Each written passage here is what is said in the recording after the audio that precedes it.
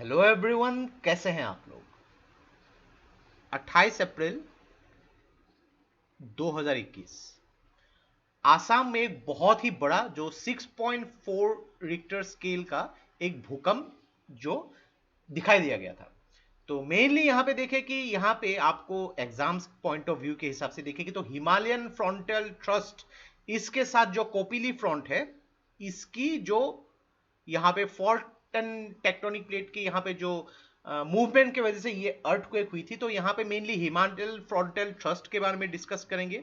जो Kopili main front है यहाँ पे इसके बारे में भी डिस्कस करेंगे। तो फॉल्ट क्या होती है, मेनली अलग अलग फॉल्ट के टाइप्स के बारे में डिस्कस करेंगे and seismic map of India के बारे में डिस्कस करेंगे। तो देखिए यहाँ पे फ्रॉम फिजिकल ज्योग्राफी या फिर Indian geography point of view के हिसाब से बहुत ही इंपॉर्टेंट वीडियो होने वाली है। तो इस वीडियो को एंड तक बिल्कुल देखते रहिएगा।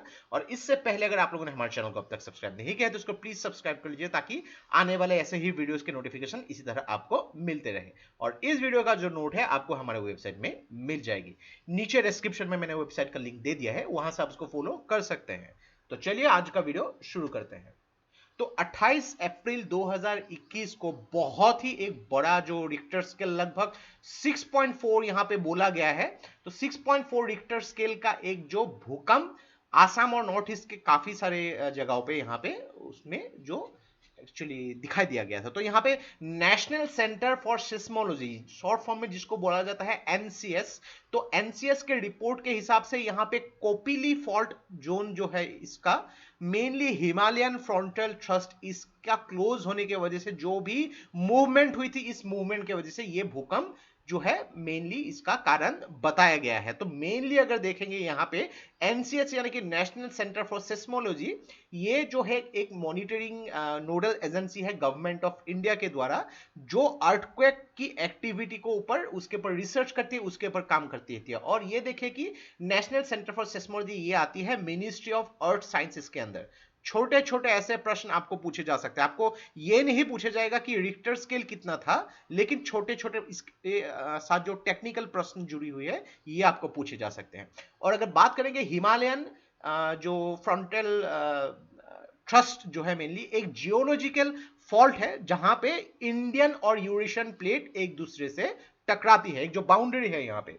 तो देखिए ये मैप में देखिए कि बिलियंस ऑफ ईयर्स पहले जो है इंडियन प्लेट जो ऊपर आ रही थी नॉर्थ ईस्टर्न डायरेक्शन से, ये आके जब यूरेशियन प्लेट ऑलरेडी मौजूद था इसके अंदर ग्रेजुअली चलती जा रही है। तो यहाँ पे देखिए आप दिए देख रहे हैं पर्पल कलर का ये जो लाइन है यहाँ पे एक फ्रंटल थ्रस्ट यहाँ पे क्रिएट हो चुका था और ग्रेजुअली इसी एरियाज पे जो हिमालयन है यहाँ पे मौजूद है। और अगर देखेंगे ये जो दूसरा पार्ट है यहाँ पे सुंदरा प्लेट के साथ यहाँ पे जो आसाम या फिर नॉर्थ ईस्टर्न अदर पार्ट्स के जो पाटका हिल्स है या फिर अलग अलग जो लूसाई हिल्स है यहाँ पे ये सब जो है एक बॉर्डर बना के रखी हुई है नॉर्थ ईस्टर्न इंडिया। तो बहुत ही ज्यादा अर्थक्वेक प्रोन एरिया है नॉर्थ ईस्टर्न। तो इसी जगह पे जो है बिकॉज ऑफ कोपिली फ्रंट और हिमालयन जो फ्रंटल थ्रस्ट इसके बीच में जो भी यहाँ पे मूवमेंट हुई थी इसका कारण बताया गया है।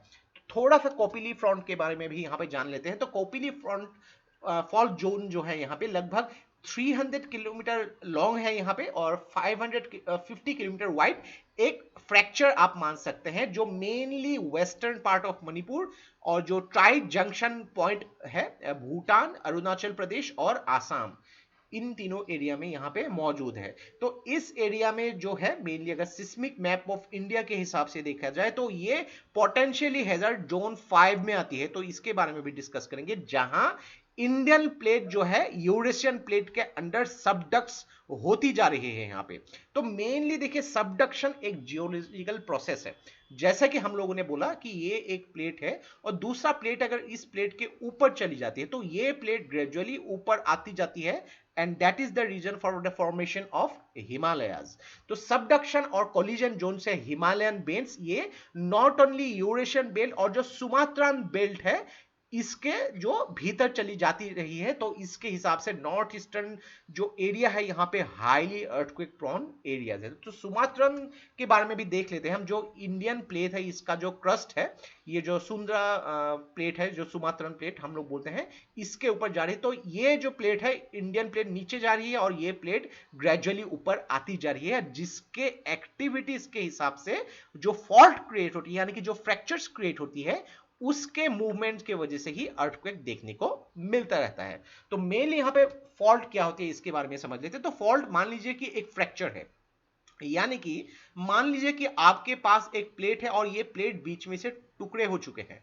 तो ये जो है, इसमें दो पार्ट हो गए। तो ये दो पार्ट को अगर आप मूवमेंट करेंगे, तो जो भी यहाँ पे सपोज मान लीजिए कि कुछ चीजें हैं यहाँ पे, ये जिस तरीके से यहाँ पे उसमें वाइब्रेशन होगा, जो यहाँ पे इसकी पोजीशंस चेंज होगी, उसी के हिसाब से जो है अर्थक्वेक यहाँ पे महसूस होता है। यहाँ पे सिंस मैं उसी जगह पे बैठा हूँ, यानी कि आसाम से हूँ मैं, यहाँ पे बहुत ही ज्यादा यहाँ पे अर्थक्वेक प्रॉन्स देखते रहते हैं। हिस्टोरिकली भी 1950 में भी ऐसा ही एक बहुत ही सीरीज ऑफ जो डिवास्टेटिंग अर्थक्वेक जो आसाम में देखने को मिला था। तो यहाँ पे मेनली देखिए, ये जो फॉल्ट है, छोटे छोटे प्रश्न आपको यहां पे पूछे जा सकते हैं। तो मेनली यहां पे एक दूसरे से रिलेटिव यहां पे मूवमेंट होती है, और उस जो फ्रैक्चर के पैरेलल होती है यहां पे। तो इससे क्या होती है, जो भी रॉक्स होती है, यानी कि जो ऊपर का क्रस्ट होती है, उसमें मूवमेंट होती है, और यहां पे जो अर्थक्वेक महसूस होता है यहां पे। तो मेनली फॉल्ट सर्विस यहां पे वर्टिकल होती है, हॉराइजॉन्टल होती है, या फिर किसी एंगल से एक दूसरे के साथ यहां पे जो मूवमेंट होती है। अगर आप लोग इमेज से देखेंगे तो आपको आसानी से समझ में आएगा। तो यहाँ पे नॉर्मल फॉल्ट देखिए, एक दूसरे से यहाँ पे ऑपोजिट जा रही है, ये नॉर्मल फॉल्ट।